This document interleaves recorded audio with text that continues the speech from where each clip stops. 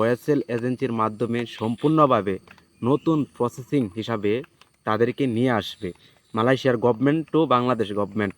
যেই এজেন্সিগুলো নিয়োগ অনুমতি পেয়ে গেছে ভাই, তাদের কিন্তু ফ্লাইট শুরু হয়ে যাবে 21 তারিখে 24 তারিখে। আমাদের বাংলাদেশের মন্ত্রণালয়ের কিছু স্টাফ আছে, অনেক টাকা বেতন নেই, তারা কিন্তু অল্প সময়ের জন্য একটি কাজ করে না। একটু ভুলের জন্য অনেক ভাই কিন্তু ক্ষতিগ্রস্ত হতে যাচ্ছেন। এরকম 50টার উপরে নিয়োগ অনুমতি পাইছে এজেন্সি, কিন্তু আপলোড করেছে কয়টা মন্ত্রণালয় ওয়েবসাইটে, 18টা দেখা যাচ্ছে। মালয়েশিয়ার কলিং ভিসার বর্তমান সময়ে অনেক দুঃসংবাদ। কেন জানেন? অনেক ভাই মালয়েশিয়াতে আসার জন্য পাসপোর্ট জমা দিচ্ছেন, মেডিকেল করে ফেলছেন, কিন্তু সব কিছু হয়ে গেছেও আপনাদের এজেন্সিগুলো নিয়োগ অনুমতি পায় নাই। দেখা গেছে নিয়োগ অনুমতি পাইছে, কিন্তু বাংলাদেশের মন্ত্রণালয়ের ওয়েবসাইটে দেখা গেছে ওই নিয়োগ অনুমতির ফর্ম আপলোড করা হয় নাই। এই যে দুর্নীতিগুলো হয়, এটি কিন্তু দিন শেষে দেখা যায় আমাদের মতো সাধারণ মানুষ ক্ষতিগ্রস্ত হয়। মন্ত্রণালয় থেকে যদি নিয়োগ অনুমতি না দেয় একটি এজেন্সিকে, আপনি যদি মেডিকেল করে মেন পাওয়ার সব কিছু চলে আসে, আপনি কিন্তু আসতে পারবেন না। দেখা গেছে যারা বয়েসেল এজেন্সির মাধ্যমে মেডিকেল করছেন, তারা কিন্তু সবাই আসতে পারবেন। আর অনেক ভাই মেডিকেল করে ফেলছেন, কাগজপত্র সব কিছু ঠিক, যেই এজেন্সিগুলো নিয়োগ অনুমতি পেয়ে গেছে ভাই, তাদের কিন্তু ফ্লাইট শুরু হয়ে যাবে 21 তারিখে 24 তারিখে, তারা অবশ্যই আসতে পারবেন। আরেকটি কথা বলি, অনেক ভাই মেডিকেল করে ফেলছেন, একটু ভুলের জন্য অনেক ভাই কিন্তু ক্ষতিগ্রস্ত হতে যাচ্ছেন। আমাদের বাংলাদেশের মন্ত্রণালয়ের কিছু স্টাফ আছে, অনেক টাকা বেতন নেই, তারা কিন্তু অল্প সময়ের জন্য একটি কাজ করে না।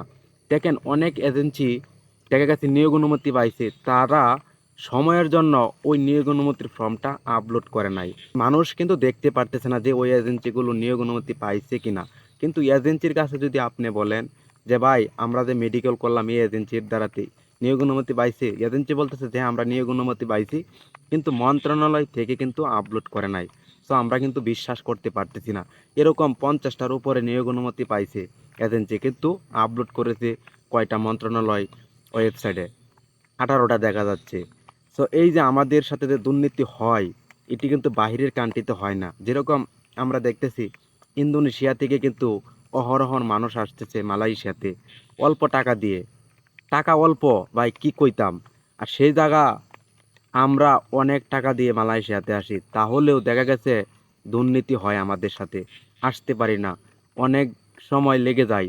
একটা কথাই বলি, যারা বয়েসেল এজেন্সির মাধ্যমে মেডিকেল করেছেন, সব কিছু কাগজপত্র কমপ্লিট, তাদের ভাই চিন্তা করতে হবে না। কেন? বয়েসেল এজেন্সি বাংলাদেশের সরকারি এজেন্সি, মালয়েশিয়ার মন্ত্রণালয় থেকেও কিন্তু ওই বয়েসেল এজেন্সির মাধ্যমে সরাসরি মানুষ আনার একটা লাগবে, তারা নতুন করে লাগবে না। বিগত 2024 সালে 17,000 যে কর্মী আসতে পারে নাই, তারা কিন্তু এখন যে ঘোষণা দিয়েছে যে বয়েসেল এজেন্সির মাধ্যমে সম্পূর্ণভাবে নতুন প্রসেসিং হিসাবে তাদেরকে নিয়ে আসবে মালয়েশিয়ার গভর্নমেন্ট ও বাংলাদেশ গভর্নমেন্ট এজেন্সি। ঠিক আছে, এটা আর কিছু হবে না যে কলিং চালু করতে হবে। এটা সরাসরিভাবে মোহাম্মদ ডক্টর ইউনুস স্যার কিন্তু কথা বলেছেন যে মালয়েশিয়ার মন্ত্রণালয় এসে যে ওই মানুষগুলো নিয়ে আসবে মালয়েশিয়াতে। যারা ভাই এই বিষয়গুলো প্রশ্ন করেন, কিছুদিন আগেও দেখা গেছে 13-14 তারিখেও 10 তারিখেও মেডিকেল করছেন জানুয়ারি মাসের, যারা বয়েসেল এজেন্সির মাধ্যমে মেডিকেল করছেন, তারা কিন্তু অবশ্যই আসতে পারবেন, তাদের সমস্যা হবে না। কিন্তু অন্য অন্য যে কিছু এজেন্সি আছে যেটি প্রতারক হিসাবে কাজ করতেছে, যেমন তাদের কাছে ভিসা নাই, নিয়োগ অনুমতি পাইছে না, তারা মেডিকেল করে নিতেছে যে মালয়েশিয়াতে কর্মী পাঠাবে, তারা কিন্তু পাঠাইতে হবে না।